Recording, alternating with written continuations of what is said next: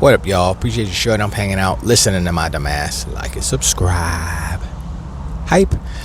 So, I just finished watching, not too long ago, the interview with the expansion pass and Sheamus Blackley. And before, like, he's one of the OGs, the father of the Xbox, if you will. Yeah, he was original OG Xbox, original creator. If it wasn't for him, no Xbox, basically. So he definitely gets props. As far as his taste in games, that's a whole nother story. You know, he likes what that Sony slop, basically. The story games, which is, I'm not saying they're bad games. I'm just saying they're less game, more movie. If that's what he likes, that's what he likes. But the interview itself is really interesting because it's more fascinating than interesting. But like, if you don't know anything about him, you just know he made the first Xbox. He was like whatever engineer, whatever. I don't actually know what his title was father of Xbox, produced director of it. I don't actually know. You have to go back and look. But it was him. It was him, Robbie Bach, and other people. And so, one thing I did not know, he learned me a couple of things. He's this very intelligent guy. He's very potty mouth. He curses a lot, which is refreshing for a smart guy who just curses. It's good. He's definitely on some spectrum of intelligence that I am not. Because basically he was explaining, he was in college and he was effing around. And he had 4 years paid, but he was effing around for his first 2 years. He was in a jazz band, basically. He had a jazz quartet, and he wasn't even doing he wasn't getting any credits. And so what he did, this is how smart this guy is, right? He went and he looked for classes. He looked for a major that he could complete in 2 years. And so I'm like, okay, and it ended up being like physics or something. So I guess he has a master in physics, or he graduated with that degree. And I think he did some extra classes, obviously. But I was like, It's like, that's not, like, math is math. You have to be a different type of person to be mathing. I'm not that. I'm on the artistic side. I'll draw stuff before I math stuff. But he was like, yeah, and so he did it and he got it and he was really good. And he explained like he was an asshole when he was younger and stuff, and he learned how to not be one, for lack of an actual quote, paraphrasing. But I mean, I can go on and on about it. It's a really cool interview. If you had any kind of like doubts about him, or like, oh, because he said something on Twitter or something, don't worry about that. Go watch the interview, then you'd be like, oh, okay, cool. He's yeah. And like I said, if it was for him, we wouldn't be Xbox fans. We wouldn't be Xbox right now. And also, last thing about him, he basically, Luke, is the same dudes who, him, who interviewed Ed Freeze. So that's kind of cool. But anyway, he said regarding Asha, the new regime, and how Microsoft is now and stuff.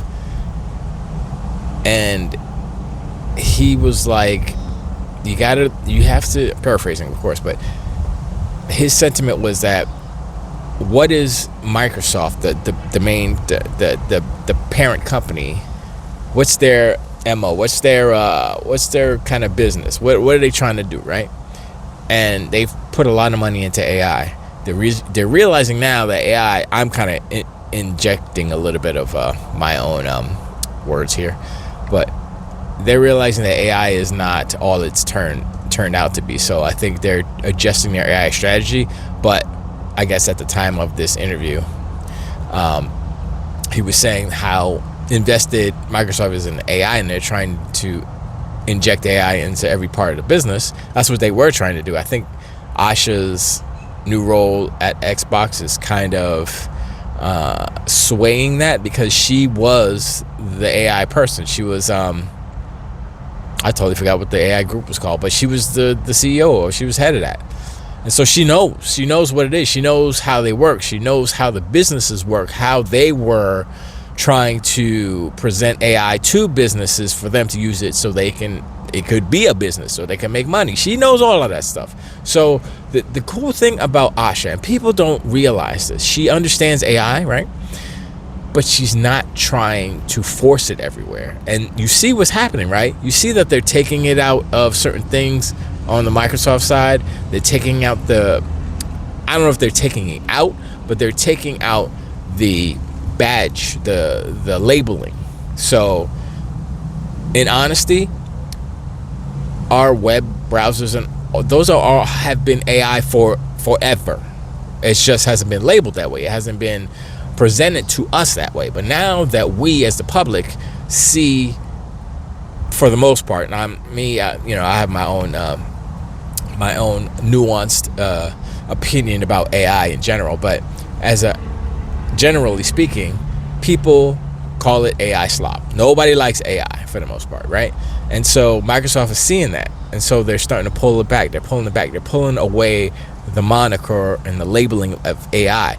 It'll probably still be in there, but it won't be as obtrusive. It won't be as slap you in the face, AI, right? It won't. And actually, it's not really there. I hit Copilot sometimes, and I want to, what does a prototype, what does a Xbox future console, what's the Helix console look like? I did that one time. It came over something. I was like, no, don't do that. That's ugly. I mean, I would imagine that Copilot, Microsoft will come up with a better, but they trying to keep, I guess they're keeping all their good designs to themselves. That's one thing that I am excited about, is the new designs of the Helix. Like I said, keep the name. And when when a console comes out and it's ugly as hell, high PlayStation, Pistol Tech Potato, PlayStation Lite, whatever, all the PlayStation 5s are ugly. They're ugly. They're offensively ugly, and the fact that they're so giant makes it even worse. If they were cute and small, different story. But it's a big doof. You can't lay it flat. Like, why? You know what they tried to do? They tried to bite off the 360. How it had the inhale. They tried. Didn't work though. Anyway, I think what they should do, Xbox, whoever's designing it, I'm not sure who the designer is. I know the designer of the 360 was, I believe this was a Japanese fellow. I do not remember his name, but it was a big deal. It was like, oh, we got this super special designer, world renowned, blah, blah, blah. I was like, oh, okay. And it looked dope. That first 360 was the perfect looking, it still looks beautiful to this day. Like, when you look at something old and like, oh, that's old, that's blah, blah, blah. You look at the 360, I'm like, yo, that should be, you put that in a sci-fi movie that's like timeless, that's the 360. The original 360 is timeless. It's a timeless design. And I want them to take the cues of like imagine this, right? A game like Pragmata, right? You see how his suit is designed. It's all like little sections and stuff, and it's white with the little line. I like that industrial design, by the way. That's like very, very anime, very Appleseed, if you will. You know what I'm saying? It's a specific design kind of language that I like. A little bit of Akira if you're America. And so take some of that and sprinkle that back onto the Helix. You know what I'm saying? Like, imagine if they did a version of the Series X or whatever, Series S, and they made it kind of look like the 360, like kind of like the round edges and little lines and grooves in it to make it look like machinery and stuff. That would be hot, man. That would be dope. Imagine if they had a special edition Xbox Series S or Series X or both, and it was just like to celebrate the 360 or whatever. I wouldn't say the original Xbox, even though it is the 25th anniversary of the original. Still, the original Xbox is not it's a big giant machine that had an exhale, and they did the opposite 360 with an inhale. Still, anyway, that 360 is hot. And so I've been thinking about that. I was like, man, I got an S, I got an X2. I was like, I could 3D print something to put it over. It would make it bigger essentially, but it wouldn't block any of the airways because of the way it's designed. So I could technically make prototype something out. I'll think about it though. That's a whole bunch of work, and my 3D printer is not. I got the wackest, cheapest, garbageous. I haven't even used it yet, and I'm looking at people trying to get rid of them because it's basically a beginner 3D printer. But gotta start from somewhere. Anyway,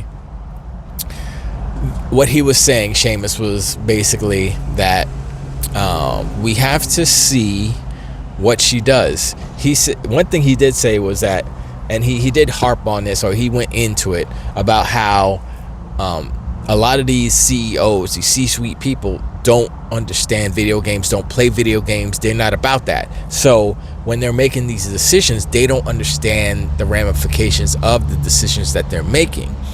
And he used an example of, I believe it was the movie industry, where I believe there was an oil company that bought Paramount at one point, and the CEO of the oil company that owned Paramount, he's the boss, right? So he was like, I have $100 million. What do I say? He's not a movie guy, so he doesn't understand what's a good movie, what's a good script, what's a good premise. And so his, what was it? A friend that was working there said, yo, let me find the stuff for you. And so the CEO was like, okay, cool. And so that guy said, who's going to find the people, was friends with like Robert Redford and all these other people.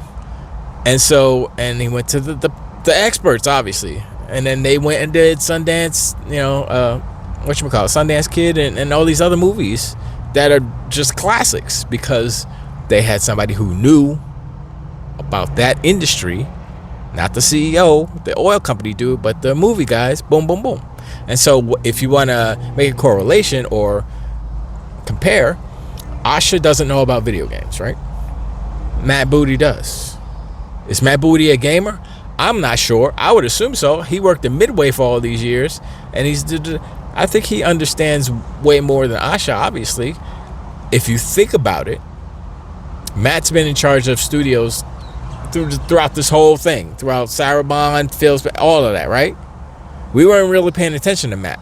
Matt was in the background holding his tongue.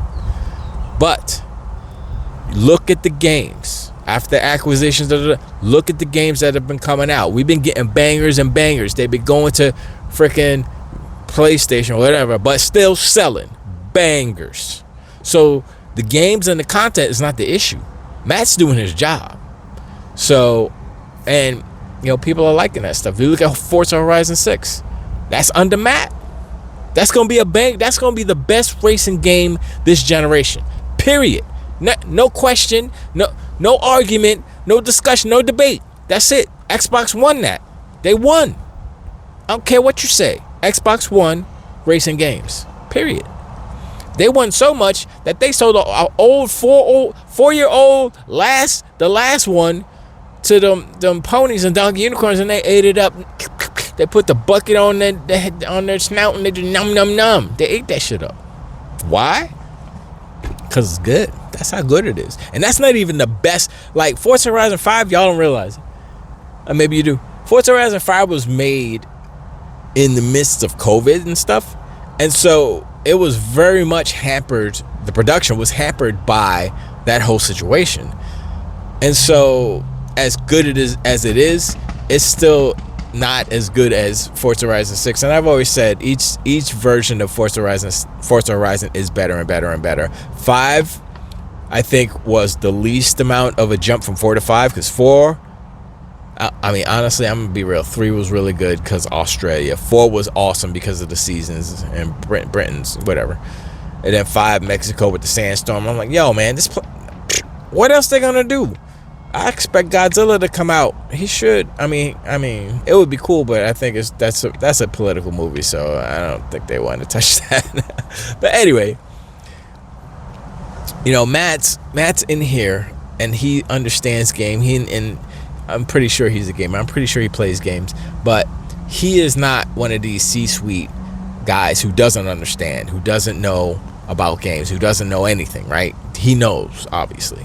And so, once again, he knows that. He knows about games, and he also knows his competition. He knows the ops. He knows his rival. He knows the enemy. And he wants to destroy them as they have been trying to destroy him and his crew. And that's the fire that we need, you know? And it's not so much about actually destroying the company Sony and PlayStation, but it's actually, it's acting or doing certain acts that would hinder their progress, if you will. Not destroy them, but slap them down. Like slap, get your ass on the bench. Watch the pros do what we do. Cause we got the money. You ain't got no, you can't afford this. You can't afford this, you know?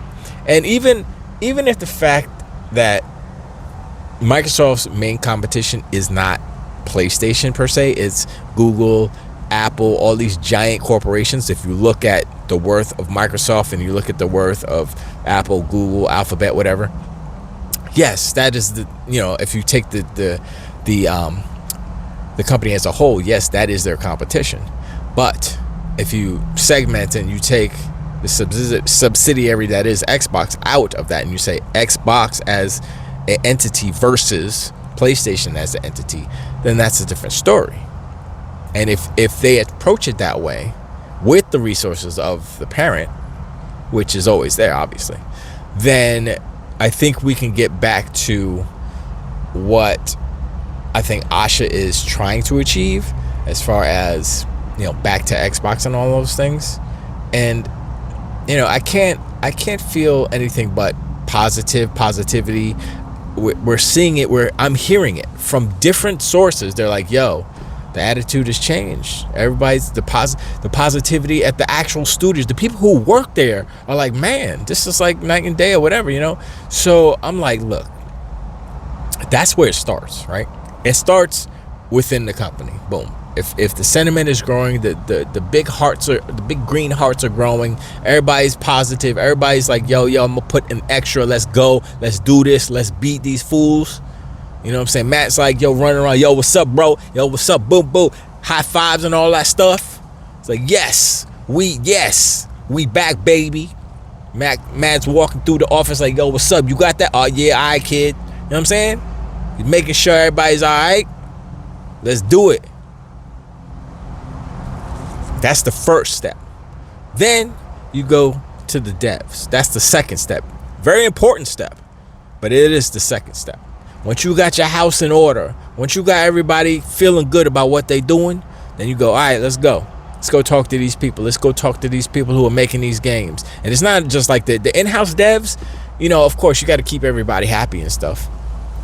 And you got to keep all of that, you know, kosher. But the outside devs, the Japanese devs, and there was something that I don't know if it was the Ed Freeze interview or it was the Sheamus Blackley interview, but one of them said that I think it might have been Ed Freeze, where they were talking about how this was back in the OG Xbox, where they were trying to get games for the Xbox, like exclusives and stuff, right? And they were like, we can't really do that. Like the Japanese devs were like, yo, we can't really do that because Sony expects us to have games on PlayStation, They wanted to, because devs want their games everywhere, but it's not how it was set up. You know, it's kind of similar to what Nintendo did back in the day when they did not allow Sega, or they didn't allow their license, the people who make games, the devs that make games, the companies that make games for the Nintendo Entertainment System to make the games on the Sega Master System. Nope. And you remember what they did with Toys R Us? They're like, nah, you can't sell Sega Master System in Toys R Us, or you're not gonna get our games. Man, Nintendo was so evil. I hate the fact these Nintendrons, these mother flowers, these Nintidiots, that sounded a little dirty. Nintidiots, I'm gonna say it again. I never hear them say the truth about Nintendo. And if y'all don't realize, they're still the same Nintendo. They still pulling the same shenanigans. I mean, not the whole you can't put your games on other computer platform. I mean, it's kind of that way, right? But I mean, they slick. Nintendo's slick. They orchestrate their hardware so that it's weaker. So it's like, why would we want that trash anyway? Basically. But no, they don't allow their games on. I mean, other, right? You know, Like, what's Dust Bloods? Is that FromSoft? Is that going to be on Xbox? Huh? Is that going to be on PC, PlayStation? So actually, that still might be in play. The whole idea of, if it's on Nintendo, it ain't on nowhere else. That still might be a thing. That's how it was back in the day. That's what made them super popular. But how long can that exist? How long can that last? That's just something. I'm sure the market will eventually work itself out. And yes, multi-platform. That's the way to sell more units. But there is a balancing act between multi-plats and exclusive content. Shane is more about exclusivity and stuff because it's, like I said, it's a yin and a yang. It's like, you need something unique for your audience, for Xbox. Like, if I buy an Xbox, what can I do here that I can't do anywhere else? That's where the exclusivity comes in. PC gamers hate exclusivity because they want everything, right? That's just the nature of PC. They usually get everything. They get a lot of stuff. But, Nintendo, Microsoft, Sony, they have 3 boxes that are capable of exclusivity. And the PC gamers don't like that. Now, I think Microsoft can cater to both. They can, do console exclusivity so that it wouldn't be an issue. The only, Nintendo and Sony would be out. They'd be out of there. They wouldn't have those games. And I would, like I said, if it's the single player games, like Fable shouldn't be on PlayStation. Should not be. Fable is one of the pillars now. I would say, you say Forza, Gears, Halo, Gears, and Forza, Fable. There's not 3 pillars anymore. It's 4 pillars now, okay? And Forza is not Forza. It's Forza Horizon, okay? Because Forza Motorsport was never as good as Horizon. Once the first Horizon came out, I'm looking at Forza Motorsport. I'm like, that's looking spooky right there. I don't... Forza 4 to Forza 4, Forza 5, that got good. I was like, oh, they doing something here. What's this? And it was really the music that they put. Anyway, it doesn't matter. But anyway, Sheamus, to get to the point, sorry, roundabout way, went on tangent. So Sheamus was saying that basically she is someone there fresh, new. She's not about video games, but there is some value in someone who isn't like a Phil Spencer, who hasn't been there for years and whatever.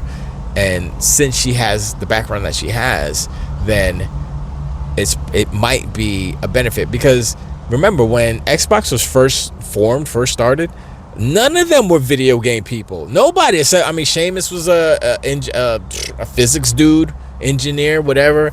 And I don't know what Ed Freeze was doing at the time, but they had said that Sheamus said, who was it? A lot of the CEOs in these video game companies before that, they were like potato chip CEOs or food and whatever, snacks. That's what they did. So it's like, all right, like Reggie Fils-Aimé, Pizza Hut. He's a fast food dude. So, when they're over here trying to, talk shite about Asha, the powerful Asha, nah, that don't work. Especially the fact that she literally is from Microsoft, and her background and success in acquiring people, whatchamacallit, it's MAU acquisitions or whatever. User acquisitions, that's what it is. That's her specialty. I mean, that's what she did successfully. And with the marketing, and with her experience in AI, it's like she is like the perfect fit right now for what Xbox is going through, and Microsoft. You got to put them together because they are together, and some of that stuff's going to bleed back and forth. But he was saying you got to give her a chance, and we'll see what's going to happen. But he doesn't have any negative things to say about her because of his experience in the industry and how everybody had no experience when they started. All the CEOs didn't know what the hell. Last thing, they were having a meeting with Bill Gates and I guess Steve Ballmer. Well, it was mainly Bill Gates, I think Steve Ballmer was there too, but they were showing off the instant on capabilities of the original Xbox. So if you remember the old computers, you turn it on and you'd be like, man, but did take 1,000 million years to come on, because it was checking all of the inputs and devices to make sure nothing changed as far as the system setup. Like if you unplug a monitor or you plug the extra monitor in, well, you wouldn't have 2 monitors, but an extra hard drive, or there's something different, keep something. If you changed the ports or whatever, plug something in, unplug, it had to change, it had to check everything. So it went in and it cycled through all the different ports and all that stuff, and it took time, right? And so that's what Bill Gates is used to. That's how they did it, because they did it for compatibility for the usefulness of a Windows computer, in that you can be like, oh, I'm gonna plug in my old bleep bloop whatever into my computer so I can work on it, and it'll work, right? And that was the whole point of it. So like you plug something in, Windows will recognize that, oh, you plugged in something, let's go. You know, that's what it was for. They didn't need that on the Xbox. So he took all that stuff out, and he was like, check it out. Boom, he turned it on, boom, booted up, pressed the button, put in Tomb Raider, boom, game started. Bill was like, yo, why can't computer do this? Why can't the Windows do this? And Sheamus was like, let's not talk about Windows, this is about Xbox right now. And Bill was just on that, that's how he wanted Windows and stuff. And so it kind of backfired on him, but at the same time it was an example of kind of the future, if you will, because that's how computers work now. I turn on my laptop, a couple seconds later I'm in. You know, that's mainly because of the SSD. I'm sure it still does that search, but it's just so much faster now. So, but yeah, those, like I said, go watch that video. The interview is very informative. It's very fascinating. It's very cool as far as the 25, years of Xbox and all that stuff. And it's, yeah. Like I said, I got a positive feeling. Everybody's got a positive. There's a lot of positivity happening around Xbox, as it should be. And I just wish for the best with, I wish for the best for Phil and Sarah and everybody. Not Pete Hines. I think Pete Hines is, I don't know about Pete. I got to do some thinking about Pete Hines. Maybe I'll do a video about him. But he's special. He's special. Him and Mike Ybarra, I don't know, man. Maybe they roommates or something. Odd couples. Anyway, it don't matter. But it's just like, well wishes for Phil and Sarah, but also good luck for Asha, the powerful Asha. I mean, maybe she doesn't need luck. She probably doesn't. She's got skills. But for her and Matthew Matthew Pitbull Booty, and Stein, and is it Craig Duncan? He's the games lead now. The 4 horsemen of Xbox. Are they the 4 horsemen? Horse persons? Because Sharma. Yeah. Look. You cannot deny what's happening right now, and anyone, you go look at Reforge, you go look at all these fools out there. I haven't listened to Mooch. I haven't listened to crap, because it's just crap. I haven't listened to Z. I haven't listened to any of these donkey unicorns or ponies, because their motive, their mission is to destroy Xbox. And so why do I need to listen to them? Because if you're paying attention, if you're looking at the media, and I think that's the most important thing. And the thing about, like we say Xbox tax and all this stuff, blah blah blah, and I always have the conspiracy theory of Sony's got fingers and roots and all that stuff into these media companies, but that's not the case. What it boils down to is them clicks, and they see that negative Xbox news was getting them clicks, but now the sentiment is changing, and so that positive Xbox news is coming in, creeping in, and I'm seeing it in my channel. I'm getting more views. I got 3 of my videos in the last month got over 1,000 views, and I usually don't get, like, once the crash happened, there was a crash, a little bit, viewer crash, I wasn't getting nothing. I was like, okay, well, I'm gonna just keep going. But yeah, all of a sudden, 1,000. I'm like, okay, that's what's up. And so that's an indication that the media and the sentiment in, you know, the community, the video game community, is that it's turning against PlayStation. It's turning towards Xbox positively, and that's a good thing. It's a good feeling. So yeah, we're just gonna keep it moving. I got some stuff cooking. I'm gonna try, like I said, I was supposed to get it done this week. I'm gonna see if I can get it done this weekend. I don't know. I guess I got so much stuff to do, but it's 80% done. So I'm gonna finish it. Unlike Naughty Dog, I'm gonna finish my 80%. Yeah. So anyway, I appreciate, and I'll talk to y'all on the next one. Till the wait.